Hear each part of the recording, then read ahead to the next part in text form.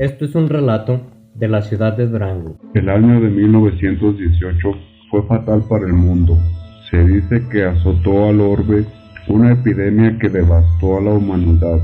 Fue muy difícil de controlar y recibió diferentes nombres. En unas partes se le llamó influenza española, en otras gripa asiática, en otras tifo y en la mayoría de las veces simplemente gripa. Por todas partes sembró luto, devastación y muerte. Acabó con familias y pueblos enteros y cuando menos aquí en el estado de Durango no dejó población por pequeña que fuera que no azotó. Fue algo terrible y difícil de creer, y como no se llevó control de las defunciones, no es posible precisar el número. El rancho de La Joya, municipio de la capital, era una hacienda de 200 habitantes y contaba don Timoteo González, un lugareño que en solo 2 meses, entre febrero y marzo de ese año, murieron 183, quedando nada más 17 sobrevivientes, entre ellos el que en su carácter de jefe de cuartel cumplió funciones de enterrador de todos. En la ciudad de Durango, el panorama no era menos aterrador. Las defunciones no se registraron en su mayoría y de las pocas que tuvo conocimiento el registro civil, manifiesta que fueron 740 en los meses de enero y febrero. Las escuelas, los comercios y las oficinas públicas cerraron sus puertas y se trabajaba lo muy indispensable. Las agencias de funerales no tenían servicio de carrozas y agotaron totalmente la existencia de ataúdes.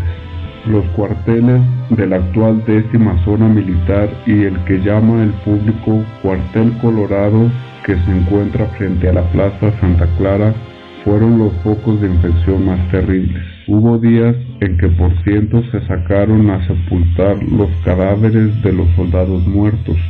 Como no hubo ataúdes ni dónde conseguirlos, muchos cadáveres solamente se amarraban sobre una tabla y eran conducidos al Panteón de Oriente sobre los hombros de amigos o personas humanitarias y misericordiosas. En otros casos, las autoridades municipales conducían a los muertos por decenas en carretón de mulas y los arrojaban a una fosa común como caían. En el mismo panteón no había sepultureros, todos habían muerto y nadie quería sustituirlos, lo cual ocasionaba que cuando alguien llegaba con un cadáver tenía que enterrarlo personalmente, sin registro alguno, o dejarlo abandonado en alguna de las callecillas del cementerio para que las autoridades o alguna persona piadosa le diera sepultura. Los médicos eran pocos en la ciudad. Algunos habían muerto por la epidemia y los que ejercían no se daban abasto para extender certificados de defunción, lo cual ocasionó que muchas personas se enterraran vivas, porque en la mayoría de los casos los cadáveres no se velaban en virtud de que la gente estaba aterrorizada por el contagio. Tal fue el caso del señor don Leopoldo Loaiza, quien enfermó, permaneció en cama unos cuantos días y por fin murió, según sus familiares. Las circunstancias del momento así lo exigían, y el cadáver de Leopoldo fue puesto en un ataúd y conducido de inmediato al cementerio, al cual llegaron tarde, cuando el sol se ocultaba en el ocaso y la sombra de la noche cubría de gris la superficie de la tierra. Eran unas cuantas mujeres, hermanos y familiares del muerto los que constituían el cortejo y no había servicio de sepultureros en la mansión del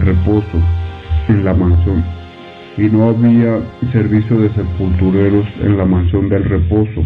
Circunstancia que imposibilitó el que se le diera cristiana sepultura a Loaiza y decidieron dejarlo en la capilla del descanso, para que otro día fuera enterrado, en tanto que su familia regresó a casa resignada de la pérdida irreparable que constituía aquel deceso.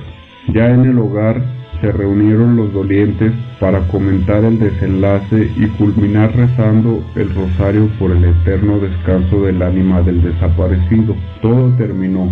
y los desvelos que había sufrido la familia en noches anteriores provocadas por la enfermedad y estado de gravedad de Leopoldo hicieron que todos se acostaran a buena hora y se entregaran al sueño, reparador de energía, conciliador de conflictos y resolutor de imposibles. Cuando el reloj de la Catedral de Durango desgranaba una a una las 12 campanadas de la medianoche, en un ambiente invernal del mes de enero, la luna iluminaba débilmente las tumbas del cementerio.